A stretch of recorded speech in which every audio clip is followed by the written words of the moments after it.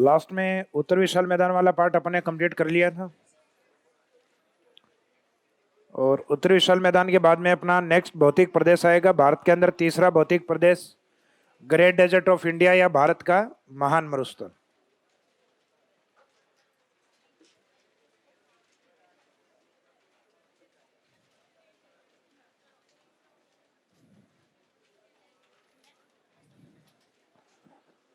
तो भारत में जो भौतिक प्रदेश स्टार्ट किए थे उसमें पहला था उत्तर पर्वतीय प्रदेश।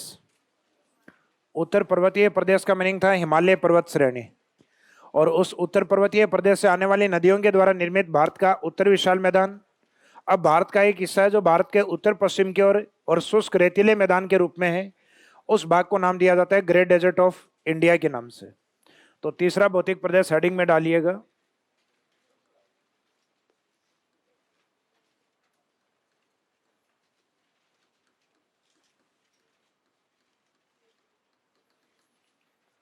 ग्रेट डेजर्ट ऑफ इंडिया या भारतीय महान मरुस्थल।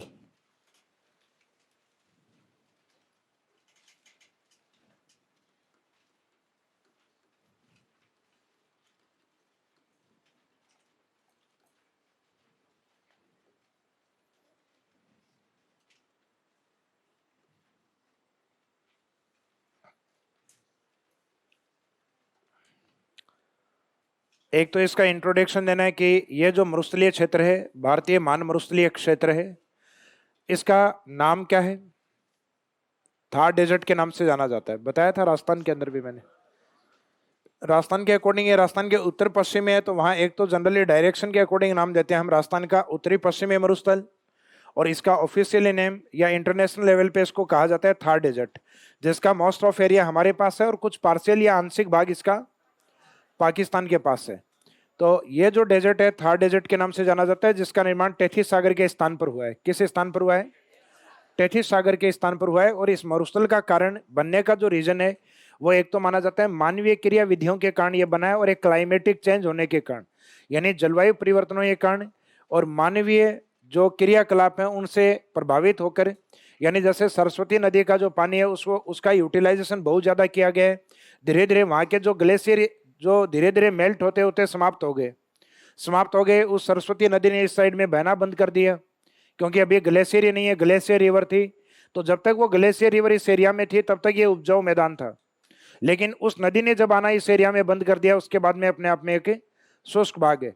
तो वैसे देखा जाए तो क्लाइमेटिक जो चेंज है वो बड़ा रीजन है, यानी जलवायु परिवर्तनों के कारण इस मरुस्थल का निर्माण हुआ है। और निर्माण इसका किस स्थान पर हुआ है? टेथी सागर के स्थान पर। तो जहां हिमालय बना है उसे हिमालय वाले क्षेत्र में कौन बना है? हिमालय कहां बना है? टेथी सागर में। उत्तर विशाल मैदान किस एरिया में बना है? टेथिस सागर में। मरुस्थल का निर्माण भी किस स्थान पर हुआ है? टेथिस सागर। जबकि टेथिस सागर के जस्ट नीचे वाली जो लैंड होती है, जो मैंने आपको पहले भी बताया था कि पेंजिया के दो भाग होते हैं, यह टेथिस सागर वाला पार्ट इसके ऊपर है अंगारा लैंड और नीचे वाला गोंडवाना लैंड।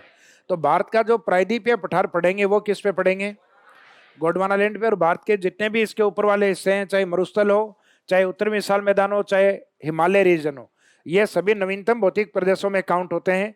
जबकि भारत का सबसे प्राचीनतम हिस्सा होता है गोंडवाना लैंड, अर्थात भारत का प्रायद्वीप पठार, जिसमें भारत के कुछ प्रमुख पठार आएंगे और भारत की प्राचीनतम पर्वतमालाएं आएंगी, जैसे अरावली, विंध्यन, सतपुड़ा, पश्चिमी घाट, पूर्वी घाट। ये सभी भारत के प्राचीनतम पर्वतमालाओं में से एक है। तो एक तो भारतीय जो महान मरुस्थल है इसके अंदर लिखिएगा फर्स्ट लाइन में, इसे थार मरुस्थल कहा जाता है। इसे थार मरुस्थल कहा जाता है।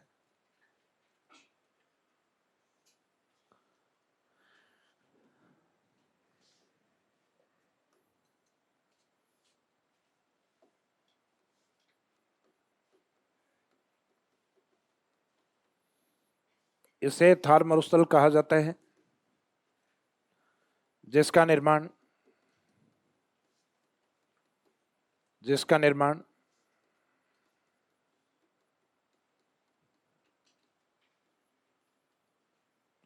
टेथिस सागर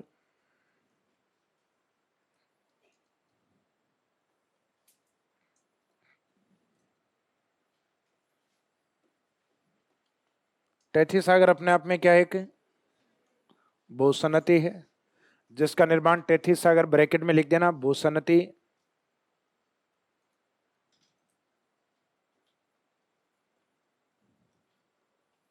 टेथीस सागर पर हुआ है। यानी जो टेथीस सागर था उसी स्थान पर यह बना है, और इसी स्थान पर हिमालय बना है, इसी स्थान पर उत्तर विशाल मैदान बना है। तो जिसका निर्माण टेथीस सागर पर यानी भूसनती पर हुआ है। तो भारत के ग्रेट डेजर्ट ऑफ इंडिया का निर्माण किस भूसनती पर हुआ है? तो भूसनती का नाम क्या है? टेथीस सागर। टेथीस सागर भूसनती। हिमालय किस भूसनती में बना हुआ है? टेथीस सागर। उत्तरी विशाल मैदान का निर्माण किस भूसनती में हुआ है? टेथीस सागर के अंदर। अब निर्माण के बाद में इसका अपना एक निश्चित विस्तार है, तो नेक्स्ट लाइन में लिखिएगा विस्तार।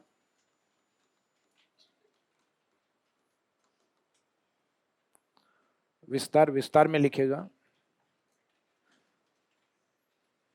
यह मरुस्थल भारत के, यह मरुस्थल भारत के 4 राज्यों में, यह मरुस्थल भारत के 4 राज्यों में लगभग 2 लाख वर्ग किलोमीटर क्षेत्र में फैला हुआ है। यह मरुस्थल भारत के 4 राज्यों में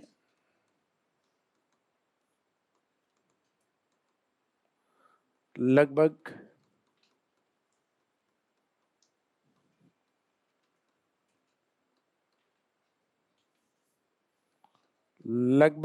2 लाख वर्ग किलोमीटर क्षेत्र में फैला हुआ है। लगभग 2 लाख वर्ग किलोमीटर क्षेत्र या क्षेत्रफल जो लिखना चाहिए, मीनिंग एक ही है, क्षेत्रफल एरिया, क्षेत्र एरिया। तो ये भारत के 4 राज्यों में लगभग 2 लाख वर्ग किलोमीटर क्षेत्र, राजस्थान के अंदर एरिया माना जाता है लगभग 1,75,000 वर्ग किलोमीटर, तो अप्रोक्सीमेट लगभग 2 लाख वर्ग किलोमीटर एरिया माना जाता है। अब ये 4 राज्य जो हैं, वो 4 राज्यों का एक निश्चित क्रम आपको पता है, वो क्रम क्या क्या है? तो वो इसी के अंदर है, इसी के अंदर लिख दीजिए नोट। वितरण कहाँ कहाँ पे है? तो वितरण आपको ध्यान है, एक तो राजस्थान में है, गुजरात, गुजरात में जो मुख्य एरिया है इसका कच्छ की ओर,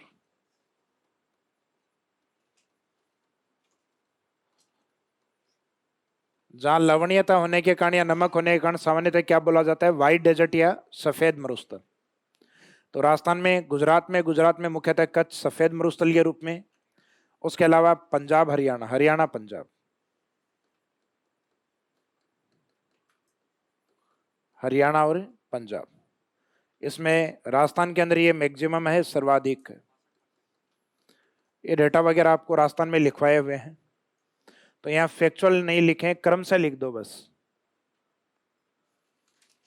तो ये तो आपको पहले ही पता है, राजस्थान में मैंने लिखवा दिया था कि राजस्थान के पास, अकेले के पास इंडिया का लगभग 62% डेजर्ट हमारे पास है, बाकी बचा हुआ 38% अदर जो 3 स्टेट बचे हुए हैं, जैसे गुजरात, पंजाब और हरियाणा।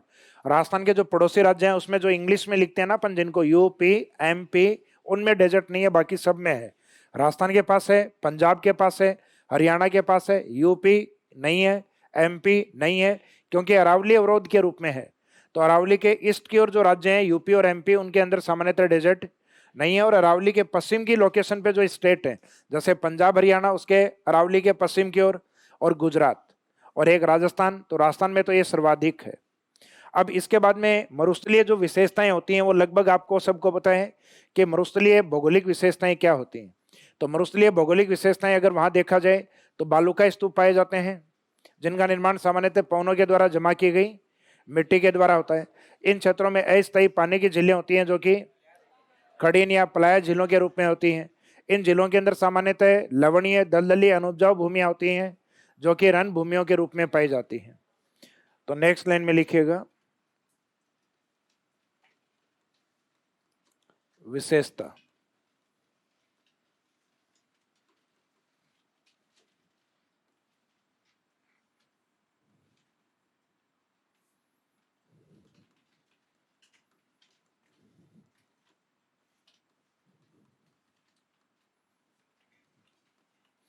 थार मरुस्थल विश्व का सर्वाधिक जैव विविधता वाला मरुस्थल है।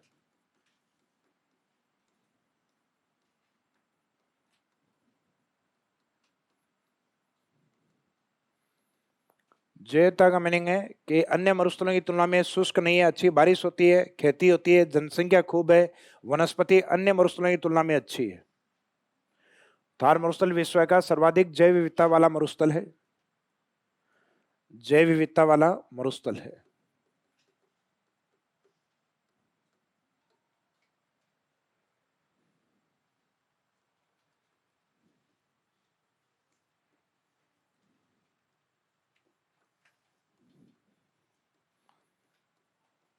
ऊर्जा खनिज इसमें कौन कौन से हैं? पेट्रोलियम,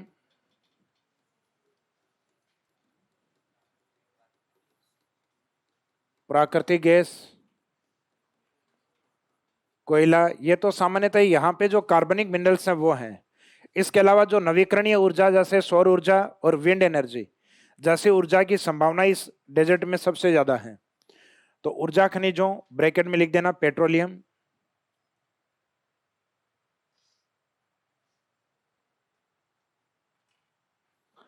पेट्रोलियम, प्राकृतिक गैस, कोयला,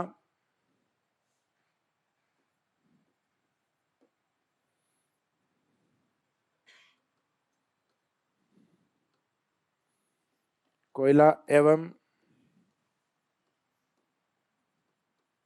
नवीन ऊर्जा स्रोतों, नवीन ऊर्जा स्रोतों,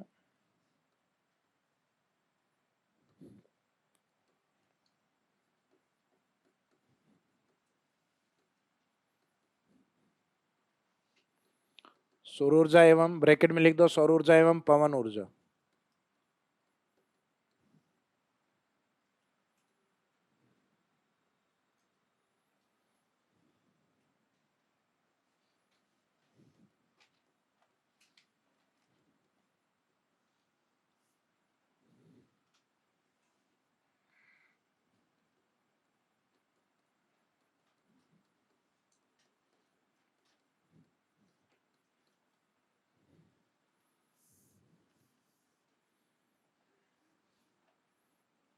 का उत्पादन ही लिख देना, संभावना नहीं, इस साइड में होता है अभी। संभावना का मीनिंग तो फिर पॉसिबिलिटी हो जाएगा। तो नवीन ऊर्जा स्रोतों का उत्पादन, तो ऊर्जा खनिजों एवं नवीन ऊर्जा स्रोत हैं। तो नवीन ऊर्जा स्रोत रिसोर्स जो हैं, जैसे सोलर एनर्जी, तो सोलर एनर्जी से सौर ऊर्जा का हम उत्पादन कर रहे हैं अभी। और विंड एनर्जी है, तो विंड एनर्जी का भी अपन जैसलमेर की ओर बड़े बड़े प्लांट लगा चुके हैं, विंड एनर्जी स्टेशन के भी। अब इसमें जो बची हुई अन्य प्राकृतिक विशेषताएं हैं जैसे जीरो फाइट, तो जीरो फाइट का आपको पता है जीरो फाइट क्या है। वनस्पति मैंने आपको करवाई है, कोपेन वाला क्लासिफिकेशन मैंने आपको करवाया था। तो वो लगभग आपको पता है कि मरुस्थलीय क्षेत्र में जीरो फाइट, पलाया, बालू का स्तूप जैसी संरचनाएं देखने को मिलती हैं। तो इसमें नेक्स्ट लाइन में एक और लिख दीजिएगा,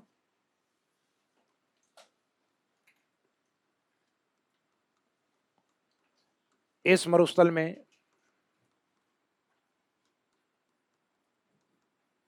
पाई जाने वाली प्रमुख भौगोलिक विशेषताएं, इस मरुस्थल में पाई जाने वाली प्रमुख भौगोलिक विशेषताएं।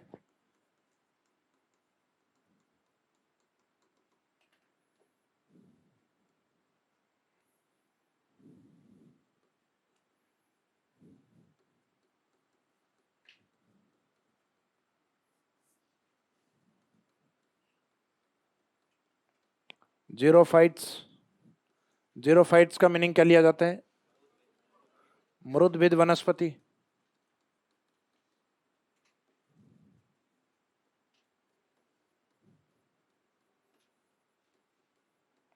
पलाया या खड़ीन, ये क्या होती हैं डेजर्ट में? अस्थायी पानी की झीलें।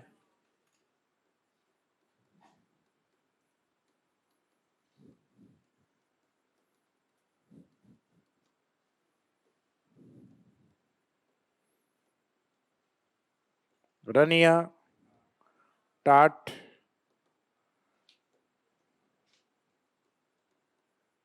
ये होती है लवणीय, दलदली अनुपजाऊ भूमि या झीलें।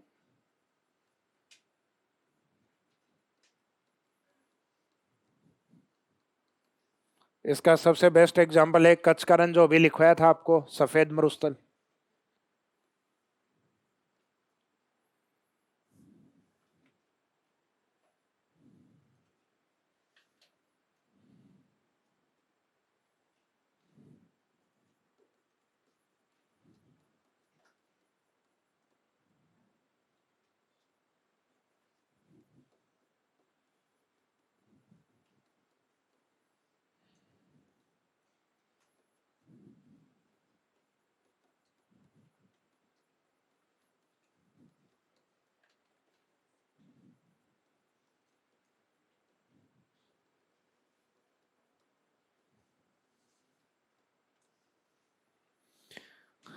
तो ये लगभग रेपिटेशन वाले से पॉइंट है, 3-4 एग्जाम्पल के तौर पे लिख दो, बाकी सारे डिटेल में करवाए हुए हैं आपको, क्योंकि मरुस्थलीय विशेषताएं अपने राजस्थान से रिलेवेंट है ज्यादा, तो राजस्थान के ज्योग्राफी के अंदर ये खूब पढ़ाई हुई है आपको।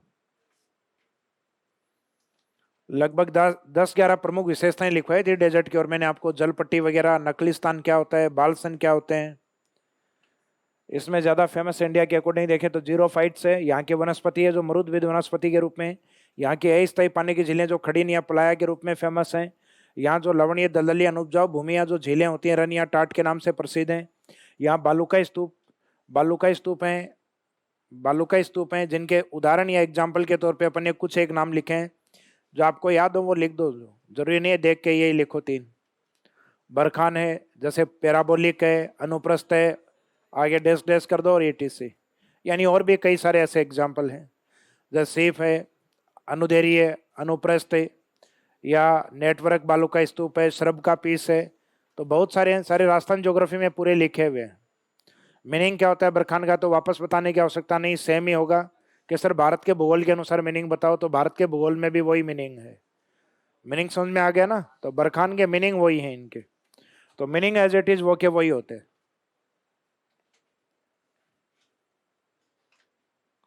कई बार ये होता है ना कि भाई सर ये सेकंड ग्रेड में हमने राजस्थान का भूगोल पढ़ा था, फर्स्ट ग्रेड की तैयारी करें तो ये राजस्थान का भूगोल यही रहेगा क्या? नहीं, उसमें राजस्थान की स्थिति को थोड़ा सा बढ़ा के बताएंगे अपन, क्योंकि वैकेंसी फर्स्ट ग्रेड की है ना, इसका मीनिंग है भूगोल सेम ही रहता है। अब ये कांस्टेबल वालों को ये थोड़ी ना कहेंगे राजस्थान को आपको थोड़ा छोटा बताना है, और RS वालों को राजस्थान को थोड़ा सा बड़ा मानना है। ये सेकंड ग्रेड के अनुसार है और ये फर्स्ट ग्रेड के अनुसार। तो इसका मीनिंग है सब्जेक्ट वही है, थीम वही है, पॉइंट्स वही है, पढ़ना वही है, बस किसी एग्जाम में डिस्क्रिप्टिव तरीके से थोड़ा पढ़ना होता है, अपने को वो चीजें और उनसे को रिलेटेड जो अन्य चीजें उनको भी ध्यान रखना होता है। अपने एग्जाम में फैक्चुअली चीजें याद रखनी होती है कि अच्छा इसमें ये चीजें, इसका मीनिंग ये है, ये फैक्चुअली आपको याद होनी चाहिए, मीनिंग आपको पता होना चाहिए। लिखना कुछ नहीं है, टिक करना है और गोला भरना है। दुनिया का सबसे इजी एग्जाम आप देने जा रहे हो, जिसके उत्तर आपके सामने हैं, जिसके उत्तर आपके सामने, सिर्फ सेलेक्ट आपको करना है। इससे आसान एग्जाम और क्या होगा दुनिया का, बताओ भाई। स्कूल में क्या सोचा करते थे, कोई सामने उत्तर दे दे तो बता दें, तब RPSC वो आपके बचपन वाली इच्छाएं अब पूरी कर रही है कि ये लो 4 बताओ और नौकरी पाओ। तो ये हो गया अपना डेजर्ट वाला पार्ट। तो डेजर्ट में बहुत ज्यादा अपने पास डिटेल में करने को कुछ नहीं है, जो डेजर्ट था अपने राजस्थान में कंप्लीट हो गया था। अब है भारत का जो एक महत्वपूर्ण भौतिक प्रदेश है, जिसका भौगोलिक आधार पे भारत में सर्वाधिक विस्तार है। उच्चावचीय आधार पे तो मैंने आपको करवा दिया था। उच्चावचीय आधार पे भारत में सर्वाधिक कौन सा भाग है? मैदानी भाग, जो भारत के कुल उच्चावचों में लगभग 43% है। जबकि भारत का जो प्रायद्वीपीय पठार है ये लगभग कितने किलोमीटर में? 16 लाख वर्ग किलोमीटर, 16 या कई जगह 16.5 भी लिख देते हैं। तो भारत का जो प्रायद्वीप पठार है उसका विस्तार लगभग 16 लाख वर्ग किलोमीटर में है, और भारत का विस्तार लगभग 32,87,000। तो 32 लाख का आधा कितना होगा? 16 लाख, लगभग 48% एरिया अप्रोक्सीमेट। यानी अकेला भौगोलिक प्रदेशों में 6 भौगोलिक प्रदेश हैं, उसमें अकेला प्रायद्वीप पठार है वो भारत का लगभग 50% हिस्सा है, लगभग 50% हिस्सा है। तो भारत का सबसे बड़ा भौगोलिक क्षेत्र कौन सा है? प्रायद्वीप पठार। भारत का कौन सा भौगोलिक उच्चावच सबसे अधिक विस्तृत है? तो उच्चावचों में पर्वत अधिक हैं, पहाड़ी अधिक हैं, पठार अधिक हैं, मैदान अधिक हैं। तो भारत का अधिकांश भाग निचला भाग है, यानी मैदानी भाग उच्चावचीय आधार पर सर्वाधिक है, जबकि भौगोलिक क्षेत्रों के अकॉर्डिंग भारत के प्रायद्वीप पठार का विस्तार भारत में सर्वाधिक माना जाता है। तो अगला हेडिंग डालिएगा,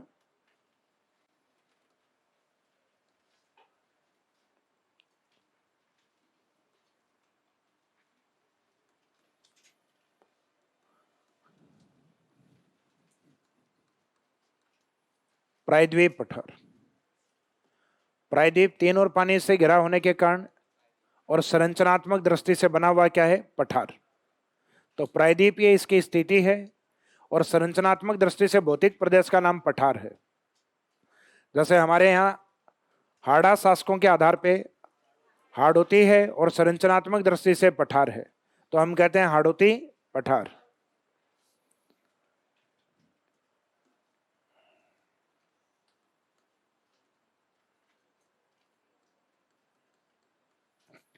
सबसे पहले बात करते हैं इसके निर्माण की। तो निर्माण सामान्यतः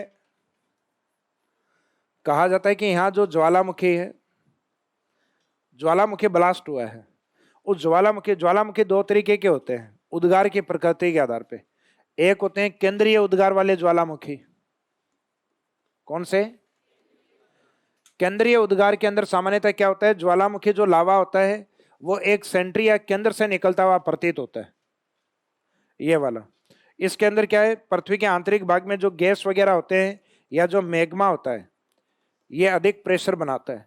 तो अधिक प्रेशर बनाता है तो ये फटता है एक जगह से, एक पॉइंट से फटता है, तो ये होते हैं केंद्रीय उद्गार वाले।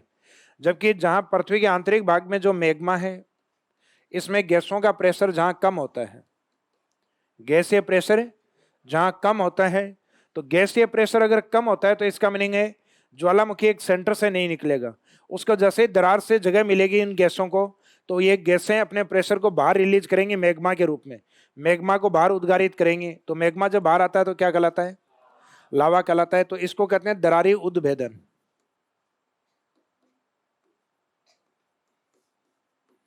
दरारी दरारी उद्भेदन, दरार से उद्भेदन हुआ है लावे का। तो मैग्मा है वो एक सेंटर पॉइंट से नहीं निकला, एक दरार से निकला हुआ है। तो इसका मीनिंग भारत का प्रायद्वीप पठार अब दरार से निकलता है, वो सामान्यतः लावा होता है तरल। इस प्रकार के ज्वालामुखियों में सामान्यतः तरल लावा होता है। तो तरल लावा क्या होता है, दूर तक फैलता है, एक सिल्ड का निर्माण करता है। ये किसका निर्माण करता है, सिल्ड, फैल के एक जगह अगर ये बैठ जाता तो इसका मीनिंग ये पर्वत का निर्माण करता, माउंटेन का। तो सामान्यतः भारत का प्रायद्वीप पठार का जो भाग है, पठार का जो निर्माण है वो दरारी उद्भेदन वाले ज्वालामुखी से हुआ है। और दरारी उद्भेदन वाले ज्वालामुखी से जो लावा या चट्टानें जो निकली हैं उन चट्टानों को हम नाम देते हैं बेसाल्ट या पेठिक। ये पेठिक लावे से निर्मित है, बेसाल्ट या पेठिक लावे से निर्मित है। तो एक तो ये क्वेश्चन ये पूछा जाए कि भारत का कौन सा भौतिक प्रदेश है जो बेसाल्ट या पेठिक लावे से निर्मित है, भारत का प्रायद्वीप पठार। या ये पूछा जाए कि भारत के प्रायद्वीप पठार का निर्माण किस प्रकार के ज्वालामुखी उद्गार से हुआ है, तो ये दरारी उद्भेदन ज्वालामुखी। तो दरारी उद्भेदन में क्या होता है, एक दरार होती है, उस दरार से मैग्मा या लावा निकला है और उस लावे में सामान्यतः तरल चट्टानें होती हैं, बेसाल्ट प्रकार की चट्टानें। किस प्रकार की, बेसाल्ट तरल चट्टानें होती हैं या तरल प्रकार का लावा होता है, उनमें बेसाल्टिक चट्टानों की प्रकृति पाई जाती है, बेसाल्ट चट्टानें पाई जाती हैं। तो उस लावे को हम बेसाल्ट लावा या उसमें जो बनने वाली चट्टानें उनको हम बेसाल्ट चट्टानें, जो पानी के साथ जनरली आसानी से अपरदित हो जाती हैं और आसानी से अपरदित होकर काली मिट्टी का निर्माण करती हैं। किस मिट्टी का, तो भारत का जहां जहां प्रायद्वीप पठार होता है वहां सामान्यतः काली मिट्टी का विस्तार अधिक होता है। जैसे इस प्रायद्वीप पठार का एक हिस्सा राजस्थान को मिला हुआ है हाड़ौती के रूप में, तो राजस्थान के हाड़ौती क्षेत्र में सामान्यतः मिट्टी काली होती है। इसका जो विस्तार है अधिक भारत के महाराष्ट्र और गुजरात के अंदर है। तो भारत में सर्वाधिक काली मिट्टी का विस्तार है महाराष्ट्र एवं गुजरात, जहां कपास का उत्पादन देश में सर्वाधिक है और उन क्षेत्रों में सामान्यतः सूती वस्त्र उद्योग का विकास भारत में सर्वाधिक हुआ है, क्योंकि सूती वस्त्र उद्योग का आधार या बेस क्या है, कपास है। तो जहां कपास अधिक होगा वहां कॉटन टेक्सटाइल इंडस्ट्रीज ज्यादा होगी। तो निर्माण में देखो छोटी छोटी बातें अपने को दो तीन इसमें याद रखनी है कि भारत के प्रायद्वीप पठार का जो निर्माण है वो दरारी उद्गार या दरारी उद्भेदन, उद्भेदन का मीनिंग होता है निकलना, या उद्गार लिख दो कि दरारी उद्गार या दरारी उद्भेदन वाले ज्वालामुखी से उद्गारित बेसाल्ट और पेठिक लावे से हुआ है। यानी जो ज्वालामुखी है वो किस प्रकार का है, सेंटर पॉइंट से ब्लास्ट हुआ है या दरार से उद्गार हुआ है, तो दरार से उद्गार हुआ है। तो ये दरारी उद्गार वाले ज्वालामुखी के बेसाल्ट या पेठिक लावे से निर्मित है। तो इसका मीनिंग ये तो ज्वालामुखी की प्रकृति है और लावा किस प्रकार का निकला है, बेसाल्ट प्रकार का निकला है। एग्जाम में दोनों शब्दों में से एक ही मौजूद रहेगा, या तो दरारी उद्गार वाला रहेगा या रहेगा बेसाल्ट। एग्जामिनर इन दोनों में से एक बेस पे ही पूछता है। तो निर्माण में लिखिएगा प्रायद्वीप पठार का निर्माण, प्रायद्वीप पठार का निर्माण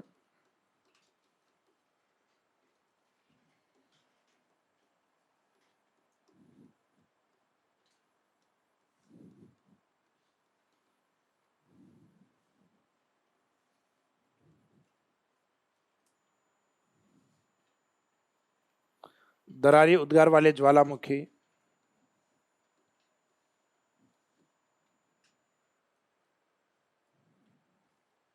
दरारी उद्गार वाले ज्वालामुखी के बेसाल्ट लावे से हुआ है। बेसाल्ट या पेठिक लावे से हुआ है।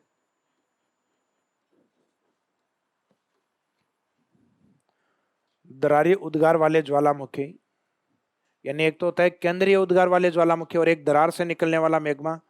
दरारी उद्गार वाले ज्वालामुखी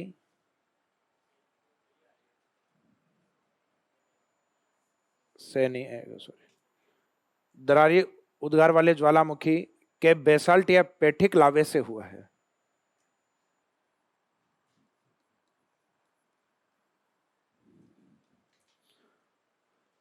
तो किस प्रकार के ज्वालामुखी उद्गार से हुआ है? तो आंसर रहेगा दरारी उद्गार वाले ज्वालामुखी से।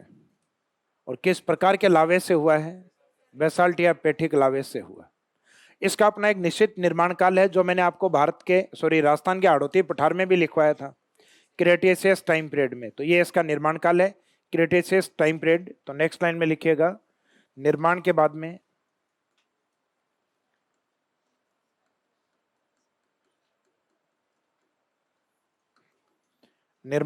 में निर्माण काल,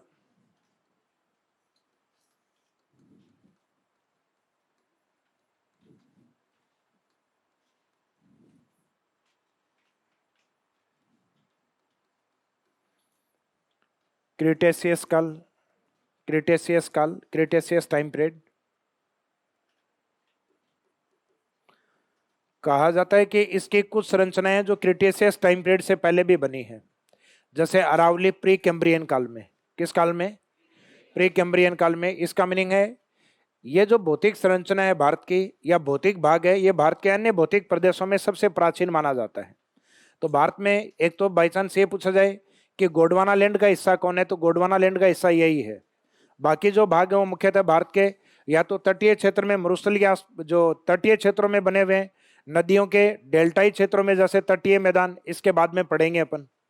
तो तटीय मैदान कब बने? जब इस भौतिक प्रदेश से नदियों ने निकलना स्टार्ट किया, या हिमालय से आने वाली जो नदियां हैं जैसे गंगा, ब्रह्मपुत्र वगैरह, उन्होंने भारत के इस साइड का तटीय मैदान बनाया। भारत के प्रायद्वीप पठार की नदियों ने इस प्रकार का इस साइड में तटीय मैदानों को बनाया, जैसे गोदावरी, कृष्णा, कावेरी, इन्होंने भारत के पूर्वी तट। और इस साइड की नदियां जिनमें अवसाद कम थे, तो इन्होंने पश्चिमी तटीय मैदान जो कि कम चौड़ाई में फैले हुए, इन मैदानों का निर्माण किया। तो इसका मीनिंग है ये मैदानी भाग, तो तटीय मैदान तो बाद में बने हैं, पहले ये भौतिक संरचना बनी है, ये वाली भारत का प्रायद्वीप पठार। और ये किससे बनी हुई है? गोंडवाना लैंड से। गोंडवाना लैंड से बनी हुई इस भौतिक संरचना को भारत का सबसे प्राचीन भाग माना जाता है। तो नोट या विशेष में लिखिएगा,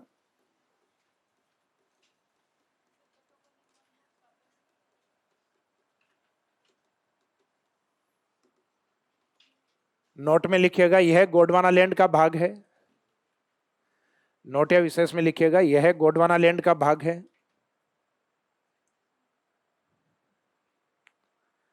गोंडवाना लैंड का भाग है जो भारत का प्राचीनतम भौतिक प्रदेश है।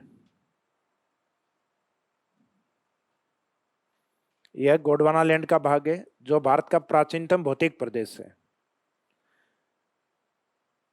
अपने राजस्थान के निर्माण में भी आपको याद है, तो राजस्थान में लिखा था कि राजस्थान का निर्माण जेटी से हुआ है, यानी गोंडवाना लैंड से और तैतीय सागर से। अब गोंडवाना लैंड में थी हमारी अरावली और हमारा हाड़ौती का पठार। वो अरावली और हाड़ौती का पठार अब पढ़ेंगे भारत के प्रायद्वीप पठार, क्योंकि भारत के प्रायद्वीप पठार का अध्ययन दो तरीके से किया जाता है। एक तो इसका अध्ययन पठारों में किया जाता है, एक इसमें अध्ययन किया जाता है पर्वतमालाओं का। तो पर्वतमालाओं में तो आएंगे अपने पश्चिमी घाट, पूर्वी घाट, विंध्यन, सतपुड़ा, अरावली। पठारों में बहुत सारे पठार आएंगे, दक्कन पठार, मालवा पठार, हाड़ौती पठार, छोटा नागपुर पठार। तो उन पठारों में हमारा एक हाड़ौती पठार भी आएगा। तो वास्तव में भारत का जो गोंडवाना लैंड है, वो गोंडवाना लैंड भारत का प्रायद्वीप पठारी है। यानी प्रायद्वीप पठार का निर्माण किस लैंड पर हुआ है? गोंडवाना लैंड के ऊपर ही हुआ है। अब निर्माण के बाद में या निर्माण काल के बाद में इसका अपना एक निश्चित विस्तार है। तो नेक्स्ट लाइन में लिखिएगा इसका विस्तार।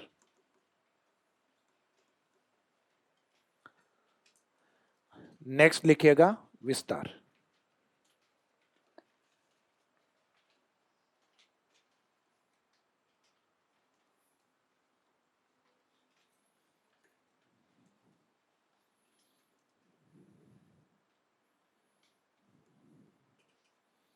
इसकी लंबाई, चौड़ाई और औसत ऊंचाई।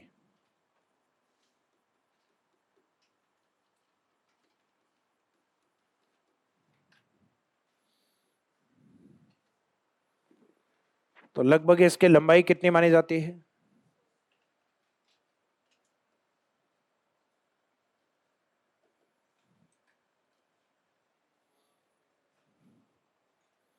Very good. भारत का जो प्रायद्वीप पठार है,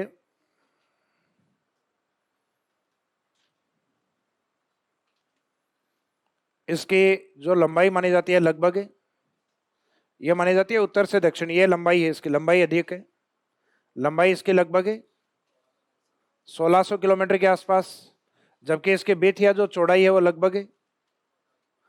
लगभग मानी जाती है 1400 किलोमीटर के आसपास। इसकी सी लेवल या समुद्र तल से जो हाइट मानी जाती है वो मानी जाती है लगभग 600 से 900 मीटर, यानी ये फिक्स नहीं है, कई जगह अलग अलग स्केल दिया हुआ है, कई जगह 900 से 1100 भी लिखते हैं, सामान्यतः 600 से 900 अधिक होता है। तो इसकी जो एक एवरेज हाइट मानी जाती है 600 से 900 मीटर इसकी एक औसत ऊंचाई है। तो समुद्र तल से हाइट है, ये तो ऊंचाई वाला फैक्टर है लास्ट वाला।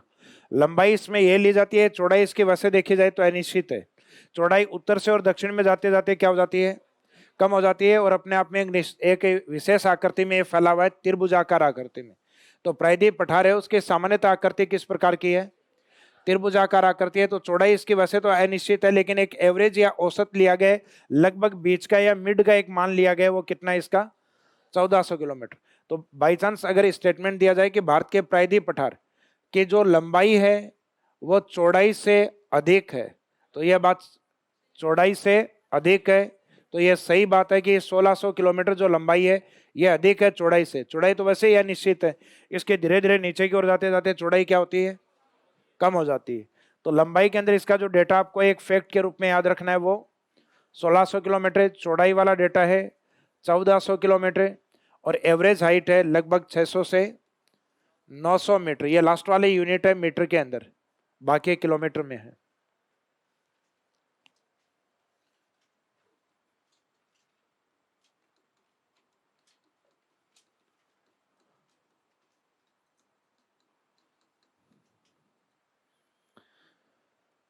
इसका जो विस्तार है एक निश्चित आकृति में, आकृति लिखना चाहो लिख देना इसमें, त्रिभुजाकार। बाकी जनरल नॉलेज है, लगभग सभी को ध्यान रहता है कि प्रायद्वीपीय भाग 3 और पानी से घिरा हुआ है। तो भारत की दक्षिण की स्थिति आपको कैसी दिखाई देती है, त्रिभुजाकार दिखाई देती है, तो उसी आकृति में ये पठार है। तो आकृति त्रिभुजाकार है, जिसकी लंबाई 1600 किलोमीटर, चौड़ाई 1400 किलोमीटर और एवरेज हाइट 600 से 900 मीटर। तो इसके पास में एक डायग्राम इस तरीके से बनाना चाहें तो बना लीजिए, लंबाई चौड़ाई वगैरह इनको लेकर।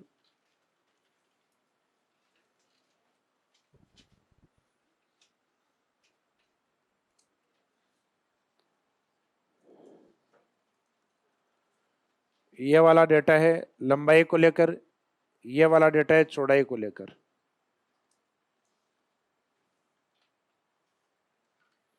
ये लंबाई वाला डेटा और ये चौड़ाई वाला। एवरेज हाइट या औसत ऊंचाई जो है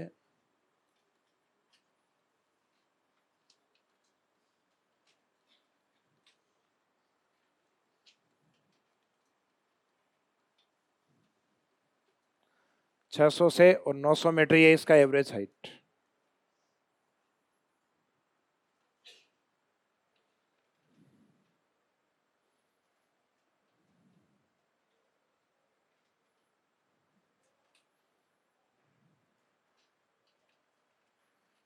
तो ऊंचाई का मीनिंग ये वाला फैक्टर होता है।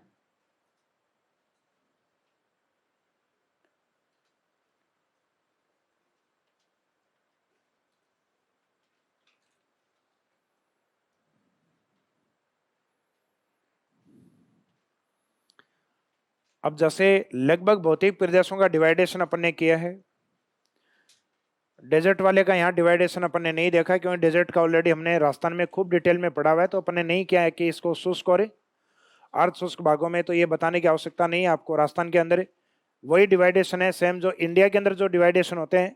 तो इंडियन ज्योग्राफी में भी इनको जनरली बहुत ज़्यादा डिस्क्राइब नहीं किया जाता, भारत के भूगोल के अंदर आप जब भी राजस्थान के मरुस्थल को पढ़ते हो तो राजस्थान का मरुस्थल आधे पेज का दिया हुआ है, क्योंकि इंडियन ज्योग्राफी के अकॉर्डिंग वो एक छोटा हिस्सा है। अगर आप राजस्थान को पढ़ते हो तो इसका मीनिंग फिर आपको वो डिटेल में पढ़ना होता है। तो राजस्थान ज्योग्राफी पढ़ते हो तो उसके अंदर उसी के 8-10 पेज आपको पढ़ने होते हैं। तो इसका मीनिंग है उस पोर्शन को अपने को इंडिविजुअल राजस्थान में अधिक पढ़ना है। अब भारत का जो प्रायद्वीप पठार है, इसका अध्ययन इंडियन ज्योग्राफी के अकॉर्डिंग दो भागों में किया जाएगा, एक तो पठारों के अंदर और एक इसका अध्ययन किया जाता है पर्वतमालाओं के तहत। तो भारत के प्रायद्वीप पठार का अध्ययन या अध्ययन की दृष्टि से इस भौतिक प्रदेश को दो भागों में बांटा जाता है, एक तो भारत प्रायद्वीप पठार के पठार और एक प्रायद्वीप पठार की पर्वतमालाएं। तो नेक्स्ट हेडिंग डालिएगा स्टडी या अध्ययन, प्रायद्वीप पठार का अध्ययन।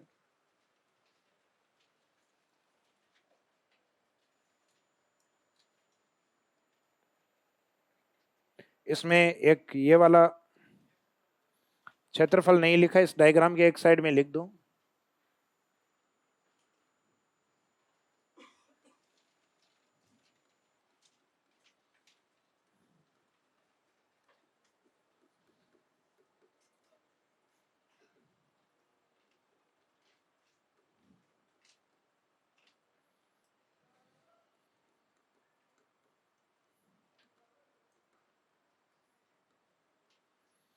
इसमें लिख दीजिए इसका जो क्षेत्रफल है लगभग 16 लाख वर्ग किलोमीटर।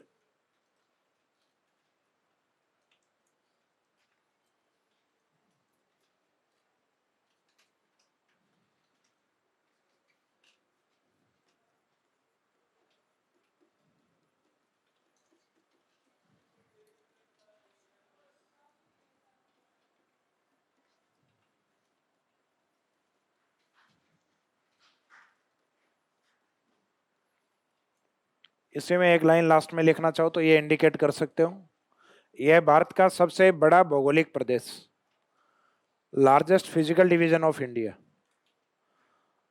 भारत का सबसे बड़ा उच्चावच मैदान। तो भारत के उच्चावचों में सर्वाधिक विस्तृत है मैदान, और भारत के भौगोलिक क्षेत्रों में या भौगोलिक प्रदेशों में सबसे बड़ा। तो भारत को भौगोलिक आधार पर, उच्चावचीय आधार पर तो मुख्यतः जो 4 भागों में बांटा था वो अलग है, और भारत को मुख्यतः भौगोलिक आधार पे या भौगोलिक अध्ययन के आधार पे 6 भागों में बांटा गया। तो जो भौगोलिक प्रदेश हैं उनमें सबसे बड़ा आता है भारत का प्रायद्वीप पठार। तो ये भारत का, तो इसकी विशेषता क्या है, एक तो ये भारत का सबसे बड़ा भौगोलिक प्रदेश है, और एक भारत के भौगोलिक प्रदेशों में ये सबसे प्राचीन है। तो बड़ा भी है और सबसे प्राचीन भी है। तो प्राचीन वाला पॉइंट तो अपन ने निर्माण के साथ लिख लिया था। अब नेक्स्ट पॉइंट है इसका अध्ययन।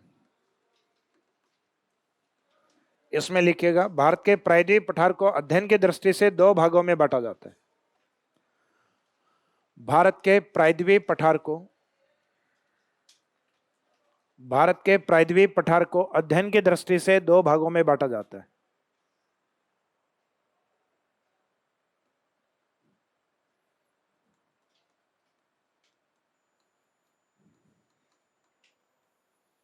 भारत के प्रायद्वीप पठार को अध्ययन की दृष्टि से 2 भागों में बांटा जाता है।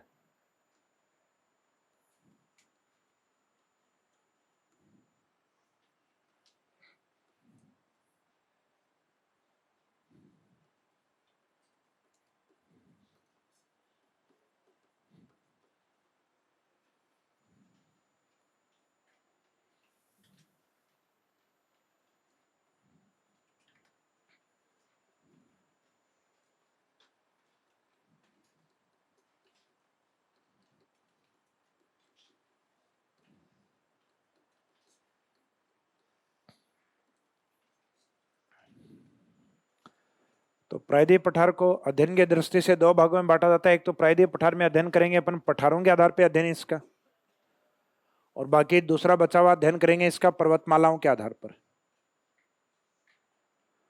अध्ययन के आधार पर 2 भागों में बांटा जाता है, एक तो पठारों के आधार पर अध्ययन, और एक बचा हुआ हिस्सा वो पर्वतमालाओं के आधार पर अध्ययन।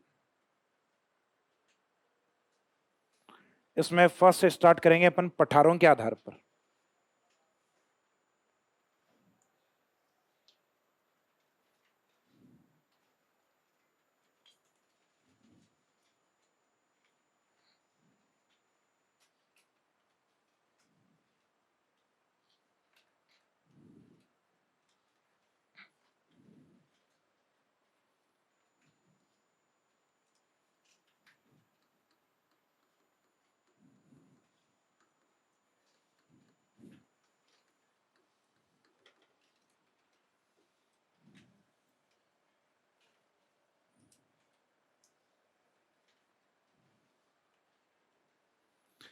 पठारों के आधार पर इसमें लिखिएगा इस अध्ययन के आधार पर, पठारों के आधार पर इसमें लिखे इस अध्ययन के आधार पर प्रायद्वीप पठार को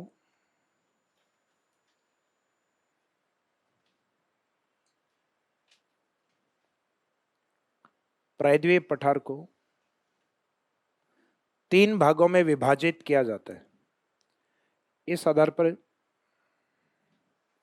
प्रायद्वीप पठार को 3 भागों में विभाजित किया जाता है। यानी पठारों के आधार पे जो अध्ययन होता है, यानी इस आधार पे, पठारों के आधार पे, इस आधार पे प्रायद्वीप पठार को 3 भागों में विभाजित किया जाता है या बांटा जाता है।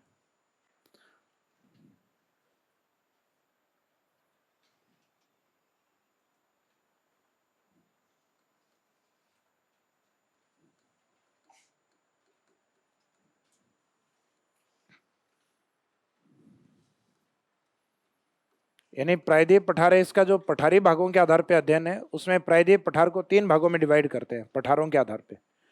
एक तो होता है इसमें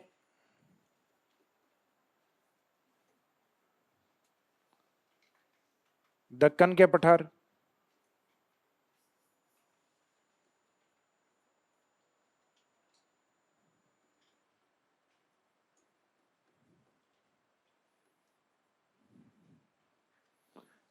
एक होते हैं मध्य उच्च भूमि पठार,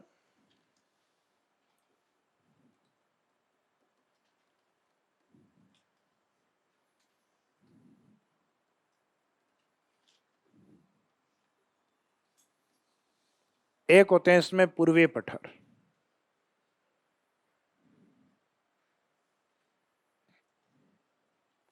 दक्कन के पठार, दक्कन का मीनिंग है दक्षिण वाले पठार। एक है मध्य उच्च भूमि पठार या मध्य उच्च भूमि के पठार, लिख दो, एक ही बात है, मध्य उच्च भूमि पठार। एक है पूर्वी पठार। अब इनका मीनिंग क्या है? इसका मीनिंग अपने को ये लग रहा है कि इसको डायरेक्शन वाइज अलग अलग दिशाओं में डिवाइड कर रखा है। लिखना कुछ नहीं, एक बार समझिएगा इसको। भारत का जो प्रायद्वीप पठार है उसमें आपको यह ध्यान है कि महाराष्ट्र वाला जो हिस्सा है वहां स्थित है दक्कन पठार। महाराष्ट्र के पठार को मुख्यतः नाम क्या दिया जाता है? दक्कन पठार। हमारे यहाँ आता है राजस्थान में दक्कन लावा पठार। राजस्थान में कौन सा है? हाड़ौती के दक्षिण में करवाया था ना मैंने आपको। ये अपने राजस्थान में हाड़ौती के जो नीचे की और मालवा वाला जो हिस्सा है, इसको हाड़ौती के नीचे की होने के कारण अपने क्या बोला था? दक्कन यानी दक्षिण। बना हुआ किससे था? लावे से। और बना हुआ क्या है? पठार। तो इसको बोला था दक्कन लावा पठार। महाराष्ट्र वाले को लावा पठार नहीं बोल के सीधा ही बोलते हैं दक्कन पठार। दक्कन पठार या दक्कन का पठार। तो दक्कन के पठार का जो मुख्य विस्तार है वो महाराष्ट्र में है। कौन से स्टेट में है? महाराष्ट्र में। इसे दक्कन पठार का विस्तार जस्ट नीचे की ओर कर्नाटक की ओर है। कर्नाटक की ओर है। कर्नाटक की ओर ये मैसूर के नाम से है, मैसूर पठार। जहां कर्नाटक का पठार और पश्चिमी घाट की जो पर्वतमाला और पहाड़ियां आपस में जो जुड़ी हुई हैं, तो पहाड़ी और पठारी भाग को संयुक्त रूप से नाम दिया जाता है मलनाड। क्या नाम दिया जाता है? इसको नाम दिया जाता है मलनाड के नाम से। तो मलनाड क्षेत्र भारत के किस राज्य में है? कर्नाटक में। मलनाड क्या है? तो मैसूर का पठार और पश्चिमी घाट की पहाड़ियां संयुक्त रूप से क्या कहलाती हैं? यानी यहाँ का जो पठारी भाग है और पहाड़ी भाग है, उन दोनों संरचनाओं को मिला के क्या बोला जाता है? मलनाड क्षेत्र। तो मलनाड भारत में कहाँ स्थित है? कर्नाटक में। क्या है? पहाड़ी और पठार है, उनको संयुक्त रूप से कर्नाटक में क्या नाम दिया जाता है? तो कर्नाटक की पहाड़ियां और कर्नाटक का पठार यानी मैसूर का पठार संयुक्त रूप से मलनाड कहलाता है। अब इस साइड में इसके पूर्व की ओर चलोगे, इसी साइड में ये दक्कन वाले पठार हैं अपने। इसके इस साइड में चलोगे तो ये नदी आती है अपने कृष्णा नदी। कृष्णा नदी के नीचे की ओर आंध्र प्रदेश में एक पठार आता है जिसका नाम है रायलसीमा का पठार। कौन सा पठार है? रायलसीमा का पठार। पहले आंध्र प्रदेश का डिवाइडेशन जब हो रहा था आंध्र प्रदेश और तेलंगाना के रूप में, उस समय ये एक नाम आया था सीमांध्र, कि बचा हुआ ये आंध्र प्रदेश है सीमा वाला, ये सीमांध्र होगा और ये तेलंगाना होगा। लेकिन बाद में यहाँ की विधानसभा ने कहा कि नहीं, हमारा जो मौलिक नाम है वही रखेंगे, हम सीमांध्र नहीं रखे, इसका आंध्र प्रदेश ही नाम रखा जाएगा। तो पहले तो आंध्र प्रदेश में दो पठार हुआ करते थे, इस सीमा वाले आंध्र की ओर, तट की ओर, रायल सीमा का पठार सीमा की ओर, और इस साइड में कृष्णा नदी के ऊपर की ओर जो महाराष्ट्र से सीमा बनाता हुआ तेलंगाना है, यहाँ होता था तेलंगाना का पठार। कौन सा पठार? तेलंगाना का पठार। तो मुख्यतः कृष्णा नदी के उत्तर में, तेलंगाना के अंदर कृष्णा नदी के उत्तर में स्थित पठार को, तो तेलंगाना पठार पहले तो था आंध्र प्रदेश में, अब तेलंगाना पठार है तेलंगाना में। तो अभी एक क्वेश्चन ही खत्म हो गया लगभग। तेलंगाना पठार कहाँ स्थित है? तेलंगाना में है। रायल सीमा कहाँ है? ये अच्छा क्वेश्चन है। अभी रायल सीमा है सीमांध्र वाले में, यानी बचा हुआ जो पार्ट आंध्र प्रदेश का, तो आंध्र प्रदेश में है। तो इनको नाम दिया जाता है जो आपको कर्क रेखा के या भारत के दक्षिण की ओर जो दिखाई देते हैं, इन पठारों को हम नाम क्या देते हैं? दक्कन के पठार हैं। दक्कन के पठारों के उत्तर में मध्य प्रदेश में यह है आपका दक्कन का पठार, मुख्यतः महाराष्ट्र में। इसके ऊपर की ओर चलोगे तो महाराष्ट्र के टच में मध्य प्रदेश, और मध्य प्रदेश का मालवा। मालवा यह है भारत के उच्च भूमि पठार, भारत के उच्च भूमि पठार। इस मालवा का राजस्थान के जो और जो विस्तार है वह है हाड़ौती के नाम से। इस मालवा का उत्तर पूर्व की ओर विस्तार ग्वालियर और विंध्यन पर्वतमाला के बीच में आता है। यह पठार बुंदेलखंड के पठार के नाम से। किस पठार के नाम से? बुंदेलखंड। ग्वालियर और विंध्यन के बीच में यहाँ जगह आती है झांसी, यूपी के अंदर। ग्वालियर झांसी नजदीक नजदीक है, और 1857 की क्रांति में नाम सुने हुए आपके। तो ग्वालियर झांसी, उस वाले पठार को नाम दिया जाता है बुंदेलखंड। जिस एरिया में महारानी लक्ष्मीबाई की कहानी के बारे में भी कहते हैं ना, कि हर बोले बुंदेलों के मुँह सुनी हमने एक कहानी थी, खूब लड़ी मर्दानी वो झांसी वाली रानी थी। तो हर बोले बुंदेलों, यानी ये बुंदेलों का एरिया था। तो इसका मीनिंग है बुंदेलखंड का पठार आता है एमपी और यूपी के बीच में। एमपी और यूपी के बीच में ये ग्वालियर के पठार, और इस साइड में ग्वालियर आता है, छोटा पठार है उसका। ग्वालियर पठार और विंध्यन श्रेणी के बीच में आता है। ग्वालियर पठार और विंध्यन श्रेणी के बीच में, यूपी और एमपी के बीच में स्थित पठार को बुंदेलखंड का पठार। जबकि मालवा की जो पूर्वी सीमा बनाता है वो एमपी और छत्तीसगढ़ के बीच का एक पठार आता है, जिसका नाम दिया जाता है बघेलखंड का पठार। कौन सा पठार है? अभी छत्तीसगढ़ के मुख्यमंत्री कौन है? भूपेश बघेल। तो इसका मीनिंग है ये बघेलों का क्षेत्र था, मध्य प्रदेश का पूर्वी भाग छत्तीसगढ़।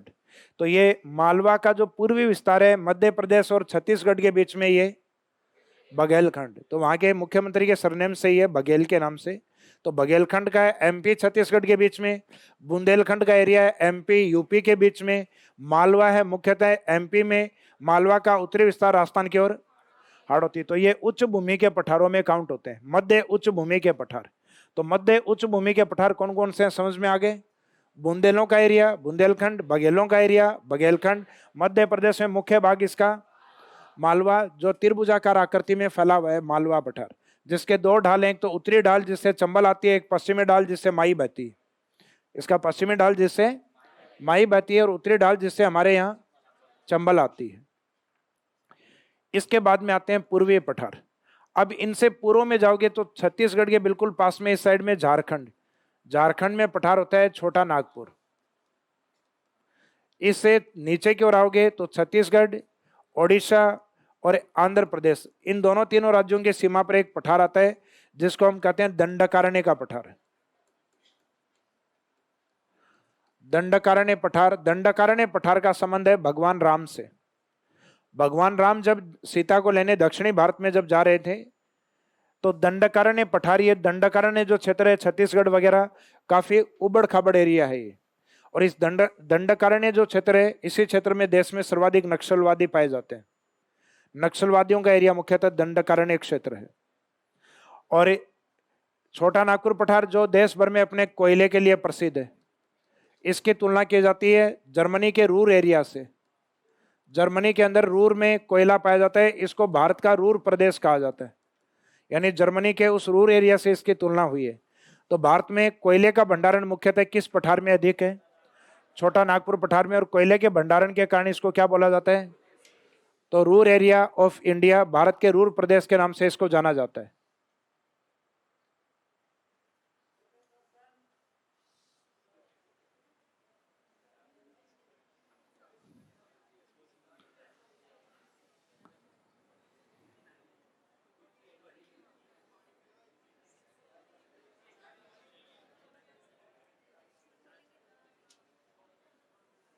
चाय क्या बाद में कहोगे सर, थाली लगा दो, और बाद में कहोगे चारपाई और लगवाई देते सर, इतना कर दिया तो।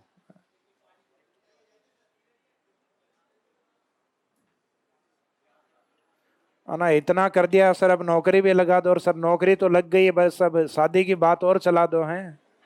क्या क्या कर देंगे बताओ।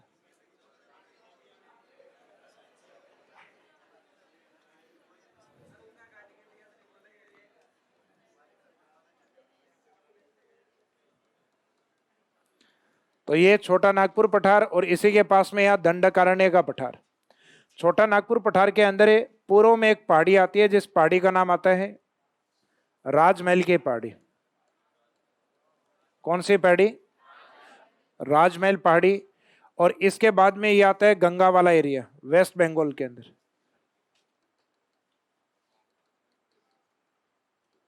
ये वाला जो गैप आता है, और इस साइड में प्रायद्वीप पठार या गोंडवाना लैंड प्लेट का एक हिस्सा टूट के आगे की ओर चला गया।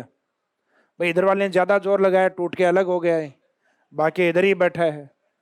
तो इसका मीनिंग ये इस साइड में जो शिफ्ट हो गया, ये असम मेघालय की ओर, असम से अलग हुए भाग मेघालय की ओर, इसको नाम दिया जाता है मेघालय पठार। मेघालय की राजधानी शिलोंग, इसी का दूसरा नाम है शिलोंग पठार। इस पठार के उत्तरी भाग की ओर कार्बी जनजाति रहती है, कार्बी एंगलांग का पठार।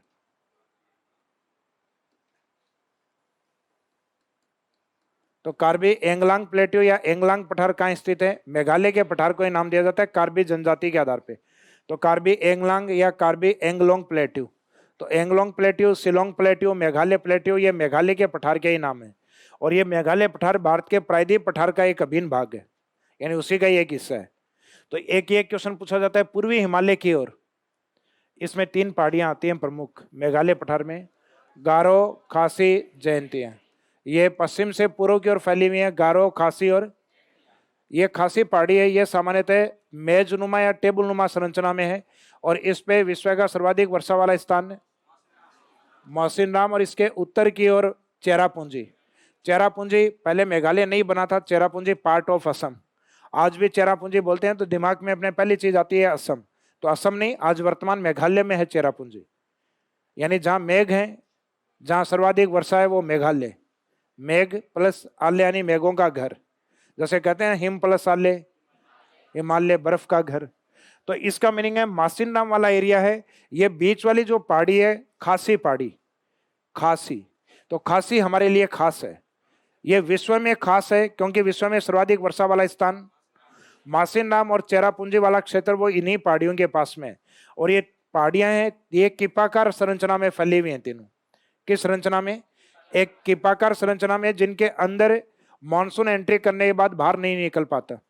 इसका मीनिंग है मानसून की मजबूरी है कि इन पहाड़ियों के अंदर अगर बारिश या मानसून या आर्द्रता चली गई है, तो उन आर्द्रता को उसी एरिया में समाप्त होना पड़ेगा, यानी उसी एरिया में संघनन होगा और उसी एरिया में बारिश होती है। फिर इस कारण कहा जाता है किपाकार संरचनाएं जिनके अंदर मानसून एंट्री करने के बाद उच्च वर्षा करवाता है। तो विश्व में सर्वाधिक वर्षा वाला स्थान मेघालय पठार वाले क्षेत्र को ही माना जाता है। मुख्यतः खासी पहाड़ियों को स्थान के तौर पे मासिन राम को पहले था चेरापूंजी।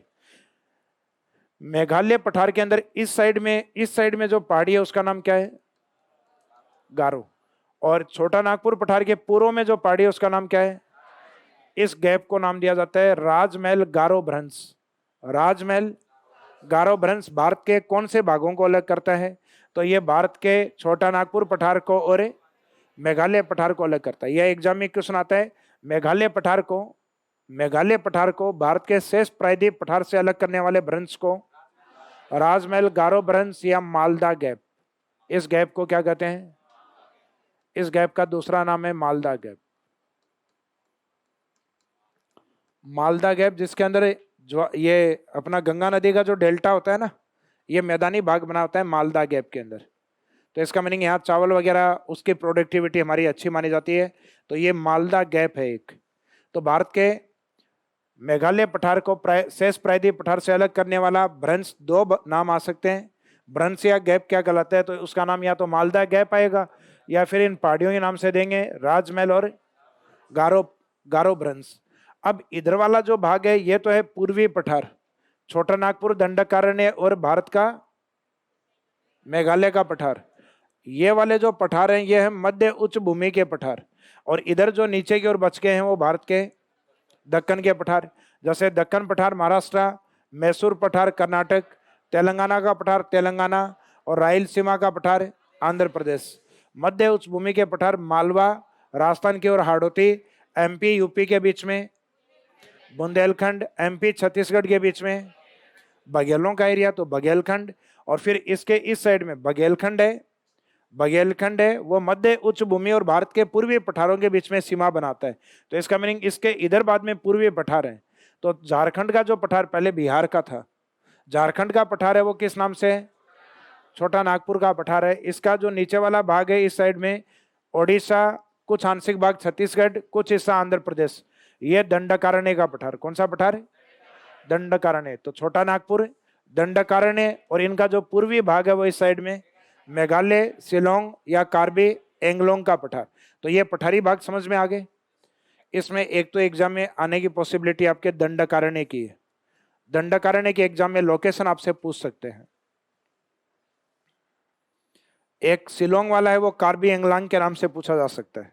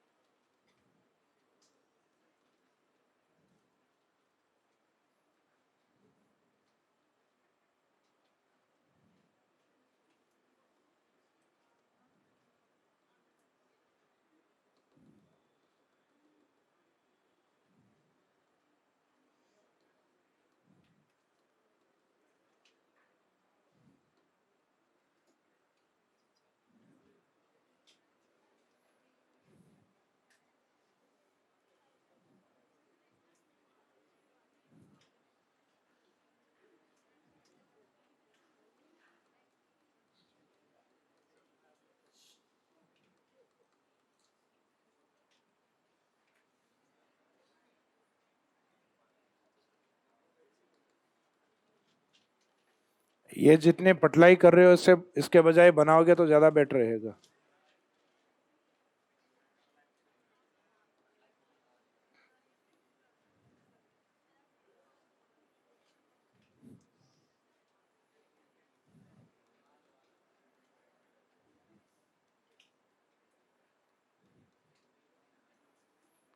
दंडकारण्य पठार जो कि ओडिशा में,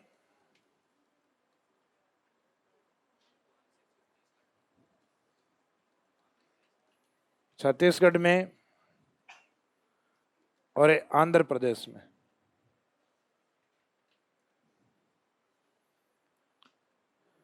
फिर इस साइड में जो एक गैप आएगा,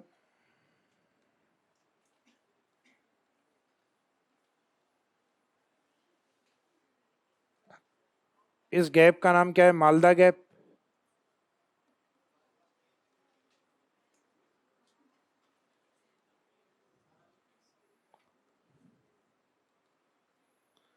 इस मालदा गैप के बाद में इस साइड वाला जो पठार है, ये वाला भाग, ये मेघालय का पठार।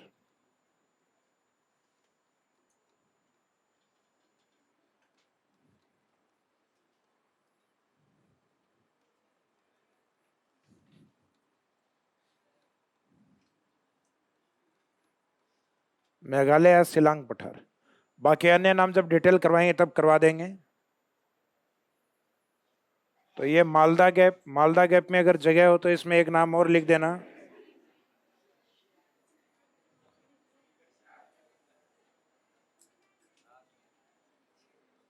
राजमहल गारो भ्रंश भी कहते हैं इसको। तो राजमहल गारो भ्रंश क्या है या मालदा गैप क्या है? तो भारत के प्रायद्वीप पठार और मेघालय के पठार के बीच का गैप या अंतराल है। या भारत के प्रायद्वीप पठार को या मेघालय पठार को भारत के प्रायद्वीप पठार से या शेष पठारी भाग से अलग करने वाले गैप का नाम क्या है? तो मालदा गैप या राजमहल, राजमहल गारो गैप या भ्रंश कह दीजिए इसको।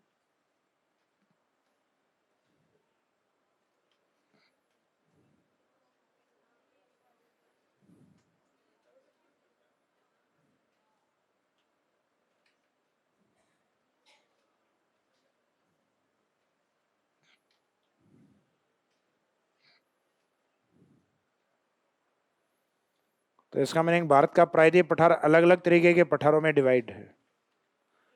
दक्कन की ओर तो इसके पठार हैं, दक्कन पठार महाराष्ट्र है, मैसूर का पठार कर्नाटक, कृष्णा नदी के उत्तर में तेलंगाना पठार तेलंगाना में, रायलसीमा पठार आंध्र प्रदेश में। यह हैं दक्कन पठार के भाग। और जो ग्रीन पार्ट में अपन ने किए हैं, ये हैं मध्य उच्च भूमि के पठार। मालवा राजस्थान की ओर हाड़ौती, एमपी यूपी के बीच में बुंदेलखंड, और एमपी छत्तीसगढ़ के बीच में बघेलखंड, और इनके पूर्व में है भारत के पूर्वी पठारी भाग।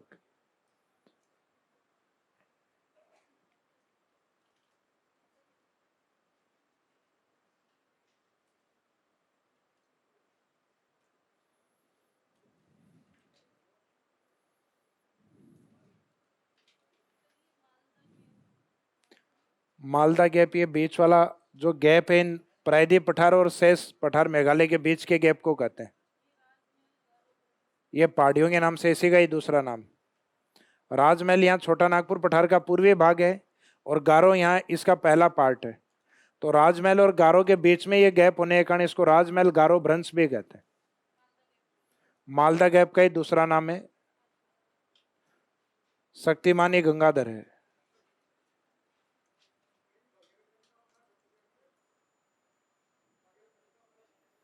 बघेलखंड है एमपी और अलग हुए छत्तीसगढ़ के बीच। बुंदेलखंड है एमपी और उसके ऊपर स्थित यूपी के बीच।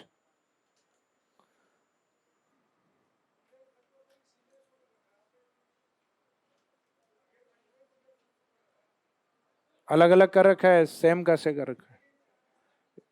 ये ऊपर की ओर है बुंदेलखंड और ये पूर्व की ओर है बघेलखंड। भाई एमपी के ऊपर का जो भाग है यूपी के साथ, उसके बीच में यूपी एमपी के बीच में बुंदेलखंड। बघेलखंड है एमपी और उसके पूर्व में स्थित छत्तीसगढ़।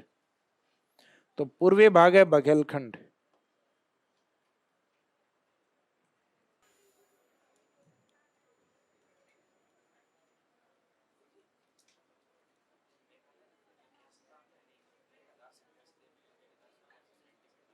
1000 अलग अलग डेटा दे रखे हैं। कर भी लोग करवा देंगे, नाम लिखवाएंगे। हाँ, ये सिर्फ इंडिकेट करो, तब एक दो नाम ही लिख लो। मेघालय में है, मेघालय अपने आप में स्टेट।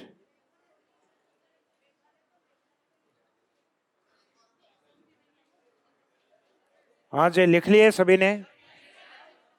एक बार लिख लो, उसके बाद में समझा देंगे। भाई इसमें जैसे कि आपको स्टार्टिंग में 3 नाम लिखवाए आपको, आपने इसके जस्ट ऊपर जो 3 नाम लिखे हैं वो क्या है? दक्कन पठार। तो दक्कन पठार यानी जो नीचे की ओर है वो दक्कन पठार, इस रेड कलर में जो दिखाई दे रहे हैं आपको, अपन ने जो बनाए हैं। तो दक्कन के पठार महाराष्ट्र के अंदर, ये जो दक्कन के जो पठार हैं, दक्कन यानी दक्षिण के, तो दक्कन के जो पठार हैं वो एक तो दक्कन पठार के रूप में महाराष्ट्र में, दक्कन के पठार यानी दक्षिण के पठार।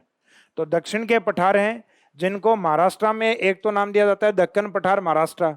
यह भारत के प्रायद्वीप पठार का सबसे बड़ा भाग है। भारत के प्रायद्वीप पठार में सबसे बड़ा पठार कौन सा है? तो पठार तो खूब सारे हैं यहाँ, तो उसमें सबसे बड़ा पठार कौन सा है? दक्कन का पठार। कोई बात नहीं, आपने मालवा बड़ा बना दिया तो कोई बात नहीं, अपन लिखेंगे उसमें डिफरेंस आ जाएगा। दक्कन के पठार का महाराष्ट्र के दक्षिण में, गोवा तो रह जाता है तट पे, छोटा सा स्टेट है। महाराष्ट्र के दक्षिण में जो मुख्य स्टेट है वो है कर्नाटक। तो दक्कन पठार का कर्नाटक में विस्तार किस नाम से है? मैसूर के पठार के नाम से। दक्कन पठार का दक्षिण पूर्व की ओर तेलंगाना में किस नाम से विस्तार है?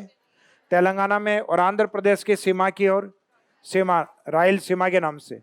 तो रायलसीमा दक्कन के पठारों में, आंध्र प्रदेश के पठार को, तेलंगाना के पठार को तेलंगाना, महाराष्ट्र के पठार को दक्कन पठार, और कर्नाटक के पठार को मैसूर। तो ये भारत के प्रायद्वीप पठार के दक्कन वाले पठार हैं। फिर आते हैं मध्य उच्च भूमि के पठार, यानी भारत के मध्य में स्थित उच्च भूमि। तो उच्च भूमि यानी अपने आप में पठारी भाग है। तो अपन ने लिखा था झालावाड़ उच्च भूमि, डग गंगधार उच्च भूमि। तो भारत के मध्य में जो उच्च भूमि भाग है यानी पठारी भाग है, उसमें कौन कौन है? तो उस उच्च भूमि में मेन तो है मालवा, उसका राजस्थान की ओर विस्तार है हाड़ौती, इसका उत्तर पूर्व की ओर यानी एमपी यूपी के बीच में विस्तार है बुंदेलखंड, इसका एमपी और छत्तीसगढ़ के बीच में विस्तार है बघेलखंड के नाम से। तो ये सीधे क्वेश्चन आते हैं एग्जाम में, बुंदेलखंड का पठार कहाँ स्थित है, बघेलखंड का कहाँ पर है? तो इनमें कॉमन तो है एमपी। बुंदेल है तो बुंदेलों का एरिया ये ग्वालियर झांसी वाला, यूपी के पास वाला, यानी एमपी यूपी। उसके बाद में एमपी और छत्तीसगढ़ की ओर जो भाग है वो क्या है? वो है बघेलखंड। ये मध्य उच्च भूमि के पठार। मध्य उच्च भूमि के बाद में बघेलखंड पठार है। बघेलखंड पठार है मध्य उच्च भूमि और पूर्वी पठारों के बीच की सीमा है, यानी इसको पार करते ही बाद में पठार स्टार्ट होंगे बिहार का, जो वर्तमान में झारखंड के रूप में है। तो इस झारखंड वाले को छोटा नागपुर पठार, जहां से दामोदर नदी और कोयला भंडारण है। उसके नीचे की ओर आएंगे तो झारखंड के नीचे की ओर इस साइड में ओडिशा, छत्तीसगढ़ और आंध्र प्रदेश की सीमा पर है दंडकारण्य का पठार। फिर इसके बीच में एक गैप आएगा मालदा गैप, या राजमहल गारो पहाड़ियों के बीच का भ्रंश है, जिसको राजमहल गारो भ्रंश के नाम से भी जाना जाता है। तो मालदा गैप ये अलग करता है प्रायद्वीप पठार के एक छोटे से टुकड़े को अलग, यानी मेघालय के पठार को। तो मेघालय पठार जो मेघालय में है, मेघालय की राजधानी क्या है? तो ये शिलोंग में भी विस्तृत है, तो इसको मेघालय का पठार, शिलोंग का पठार या कार्बी एंगलांग का पठार, ये आगे लिखवाएंगे तब सारे नाम लिखवा देंगे। यहाँ एक ही लिख दो, चाहे मेघालय लिख दो चाहे शिलोंग, दोनों लिख लिए, दोनों ठीक है। तो मेघालय पठार कहाँ पर है? मेघालय के अंदर। छोटा नागपुर पठार कहाँ स्थित है? छोटा नागपुर है झारखंड के अंदर। लिखवाएंगे अब, जैसे दक्कन पठार लिखवाऊंगा तो पहले वहां चारों के नाम लिखवा के फिर एक एक का वर्णन करेंगे अपन, धीरे धीरे समझ में आएगा।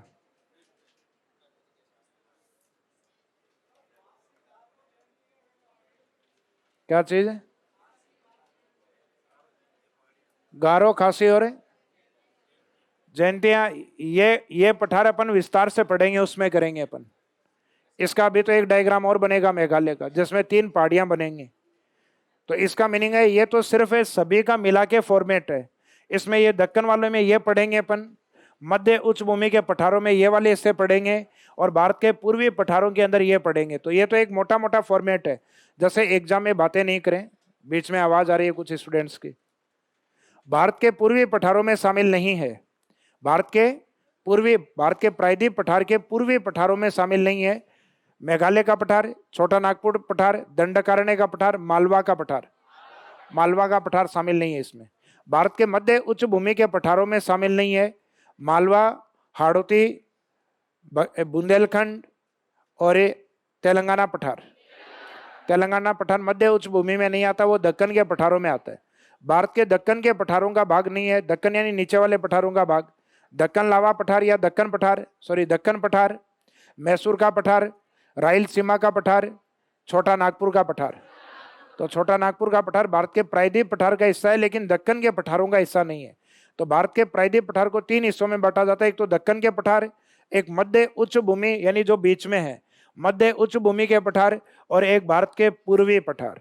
तो दक्कन के पठार, मध्य उच्च भूमि के पठार और भारत के पूर्वी पठार। तो ये क्लासिफिकेशन जो अपन ने किया था वो समझ में आ गया।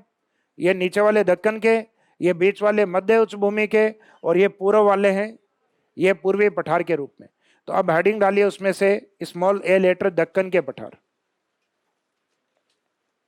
3 पोर्शन में डिवाइड किया था ना, तो स्मॉल ए लेटर जो हेडिंग है आपका,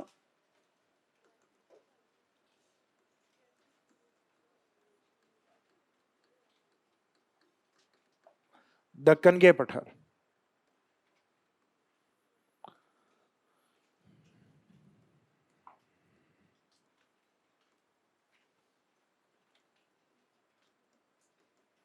दक्कन के पठारों में एक तो दक्कन पठार,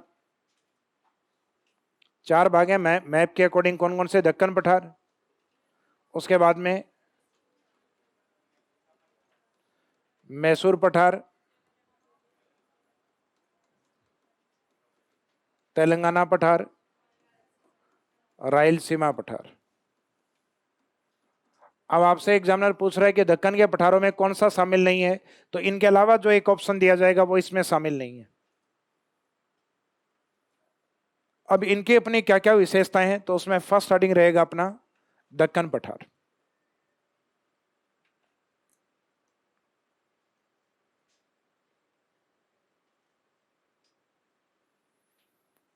फर्स्ट हेडिंग लिखिएगा दक्कन पठार।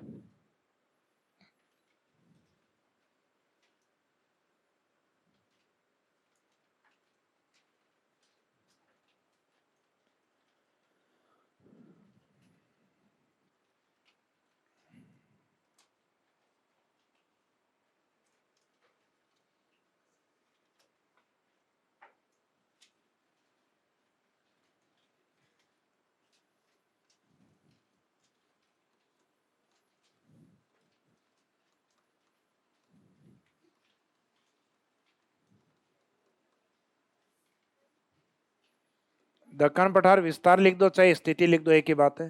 कहां पर है? महाराष्ट्र।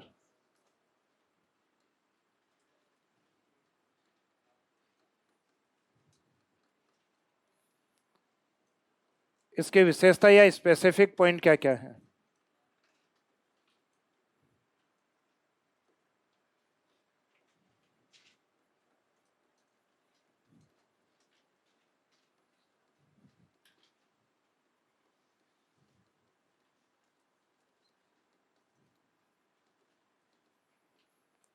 प्रायद्वीप पठार का सबसे बड़ा भाग,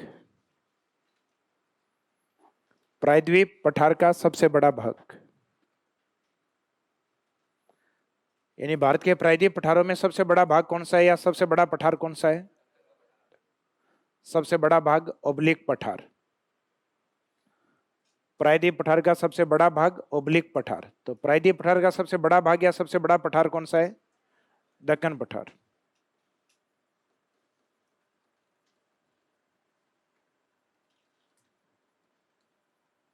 नेक्स्ट लाइन में लिखो बेसाल्ट लावे द्वारा निर्मित, बेसाल्ट लावे द्वारा निर्मित,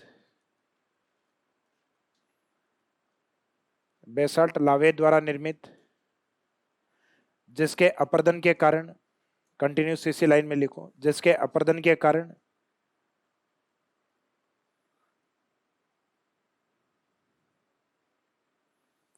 बेसल्ट लावे के द्वारा निर्मित, जिसके अपरदन के कारण काली मिट्टी का निर्माण हुआ है। काली मिट्टी का निर्माण हुआ है।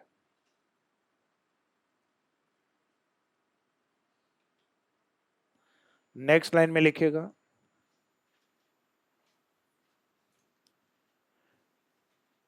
कपास उत्पादन।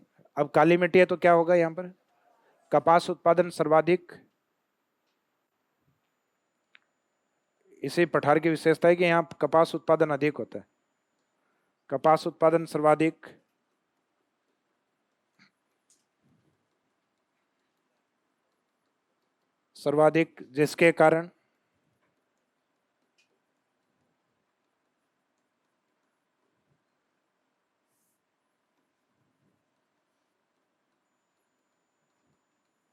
जिसके कारण सूती वस्त्र उद्योग का विकास अधिक हुआ है।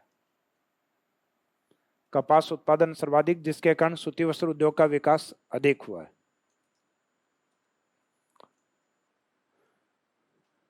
जिसके कारण सूती वस्त्र उद्योग का विकास अधिक हुआ है।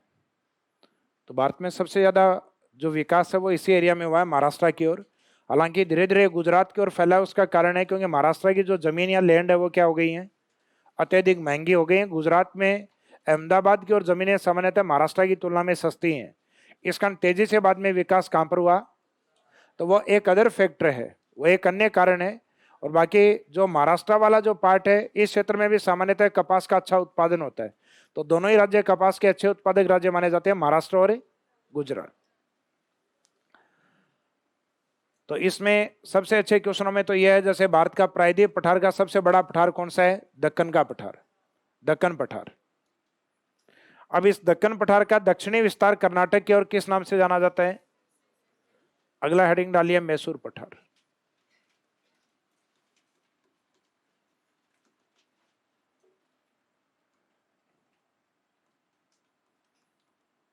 मैसूर पठार की लोकेशन या स्थिति लिख दीजिएगा, कर्नाटक।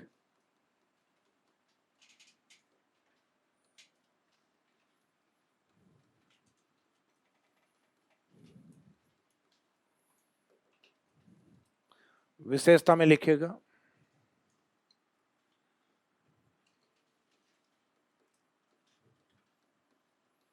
दक्कन पठार के दक्षिण की ओर स्थित,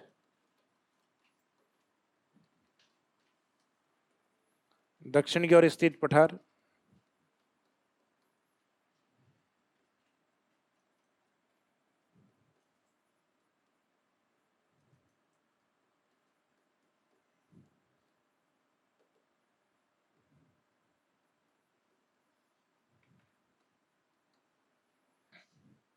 यह मुख्यतः किस प्रकार की चट्टानों के लिए फेमस है, अरावली में बताई थी आपको, धारवाड़ प्रकार के चट्टानें होती हैं कर्नाटक के अंदर, धारवाड़ डिस्ट्रिक्ट में। तो उस एरिया में यही पठार है, मैसूर पठार, जिसमें धारवाड़ क्रम की चट्टानें अधिक पाई जाती हैं, जिसके कारण धात्विक खनिजों का उत्पादन बड़े स्तर पे होता है। जैसे इस क्षेत्र में एक फेमस एरिया आता है बाबा बुदुन की पहाड़ी, बाबा बुदुन हिल्स। तो बाबा बुदुन की पहाड़ी इसी क्षेत्र में स्थित है, जहां से लोहा इसका बड़ी भारी मात्रा में उत्पादन किया जाता है। कुंद्रेमुख, बाबा बुदुन, ये क्षेत्र आते हैं इसके अंदर। तो दक्कन लावा पठार के दक्षिण में स्थित पठार। नेक्स्ट लाइन में लिखो, धारवाड़ क्रम के चट्टानों से निर्मित, धारवाड़ क्रम के चट्टानों से निर्मित, धारवाड़ क्रम के चट्टानों से निर्मित, जिसमें, इसी लाइन में कंटिन्यूस लिखो, जिसमें लोहा धात्विक खनिजों का उत्पादन अधिक होता है।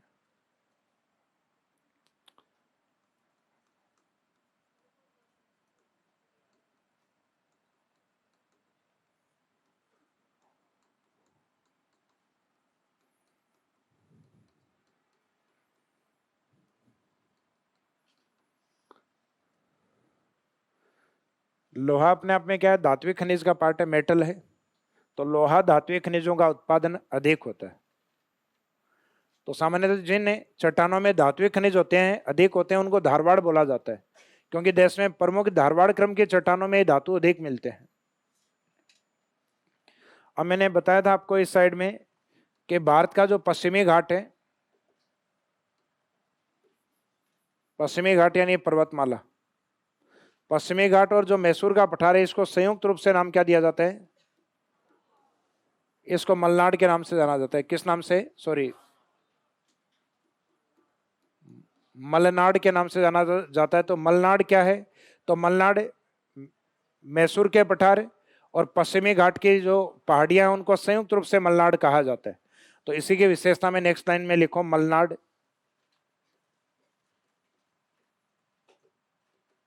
मलनाड अंडरलाइन करके इसके आगे लिख दो मैसूर पठार,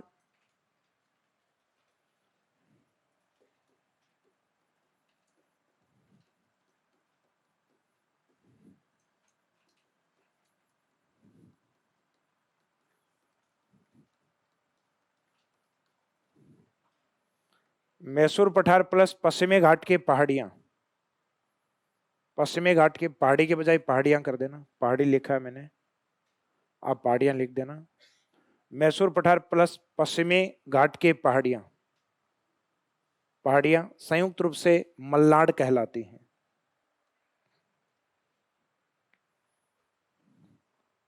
मैसूर पठार एवं पश्चिमी घाट की पहाड़ियां संयुक्त रूप से मलनाड कहलाती हैं।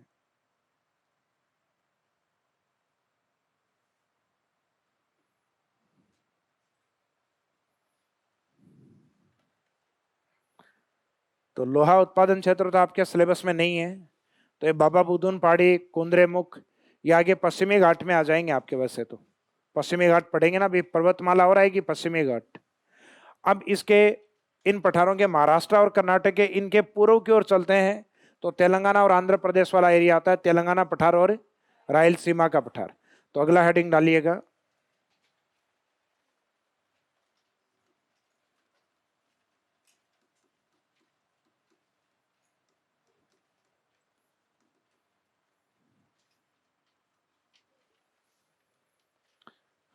नेक्स्ट है तेलंगाना पठार।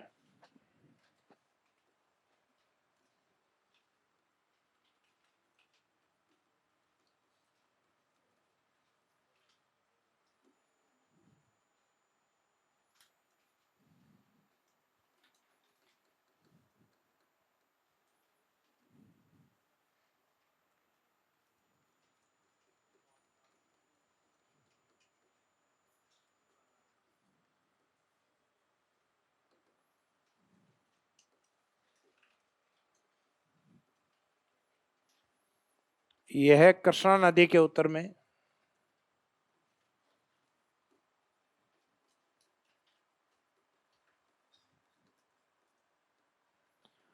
यह है कृष्णा नदी के उत्तर में,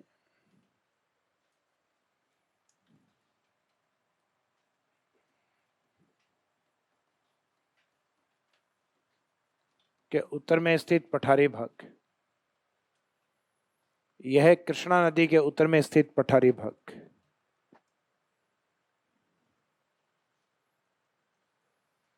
के उत्तर में स्थित पठारी भाग।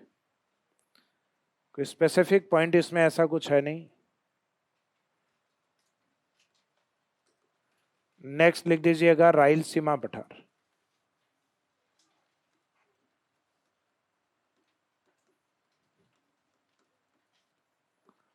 रायलसीमा पठार की जो लोकेशन है, ये स्थिति है, वो कहां पर है? वह है आंध्र प्रदेश के अंदर।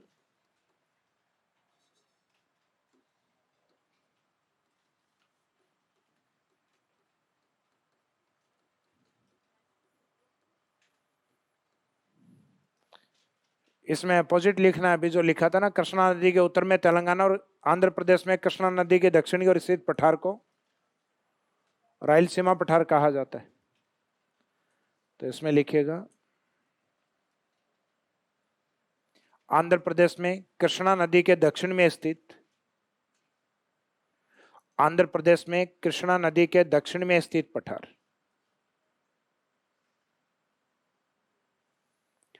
आंध्र प्रदेश में कृष्णा नदी के दक्षिण में स्थित,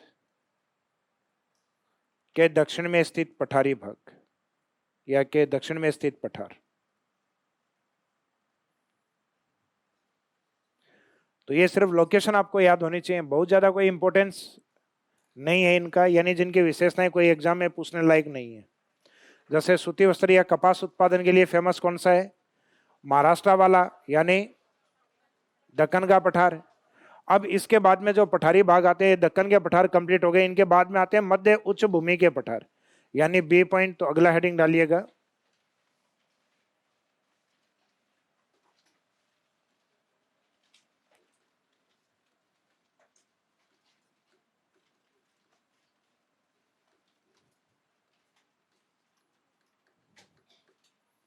मध्य उच्च भूमि पठार।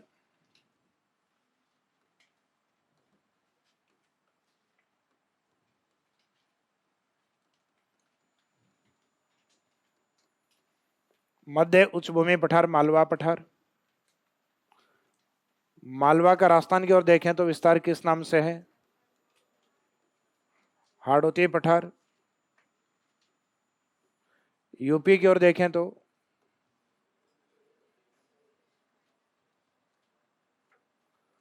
बुंदेलखंड के नाम से बुंदेलखंड पठार, और एमपी से छत्तीसगढ़ की ओर देखें तो बघेलखंड।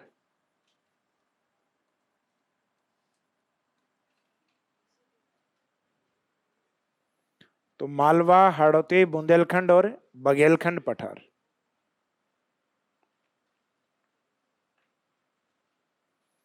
तो ये मध्य उच्च भूमि पठार। मध्य उच्च भूमि पठारों में जो प्रमुख या मुख्य पठार आता है वो आता है मालवा। तो हेडिंग डालिएगा नेक्स्ट, मालवा पठार।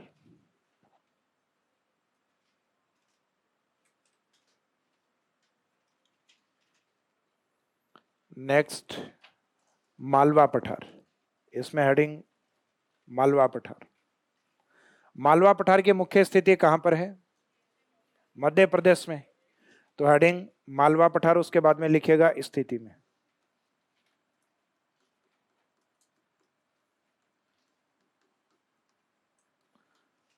लोकेशन या स्थिति है मध्य प्रदेश।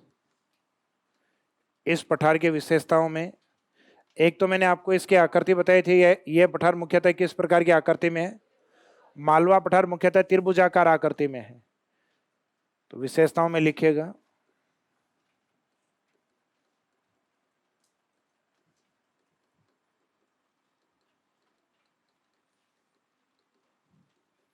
यह त्रिभुजाकार आकृति में स्थित पठार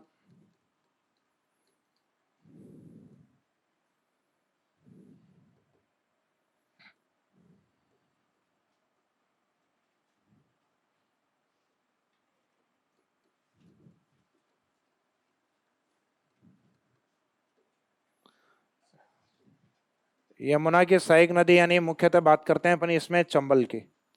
तो ये जो पठारी भाग है, इस पठारी भाग का चंबल के द्वारा अत्यधिक अपर्दन किया गया है, और इस पठारी भाग पे उत्खात स्थलाकृतियां सर्वाधिक पाई जाती हैं।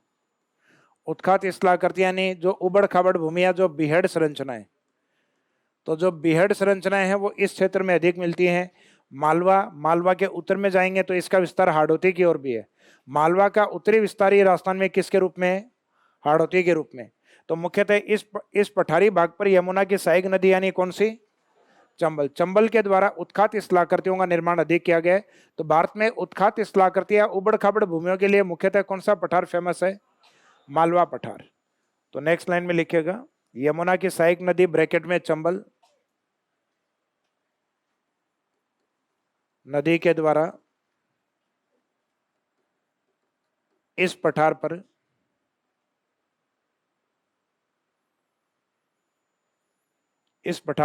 उत्खात स्थलाकृतियों या उत्खात स्थलाकृति को क्या बोलेंगे? Badland topography.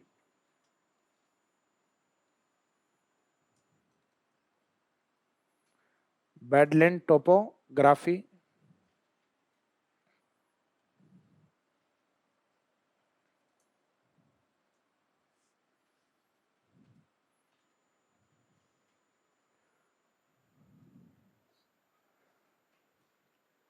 तो इस पठार पर यमुना की सहायक नदी यानी चंबल, यमुना की सहायक नदी चंबल के द्वारा उत्खात स्थलाकृतियों का निर्माण अधिक हुआ है।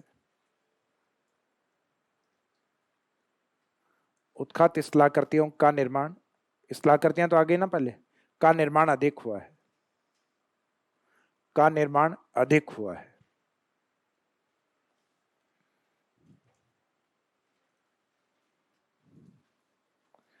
अब इसी पठार का जो उत्तरी भाग है वो राजस्थान में किस नाम से है?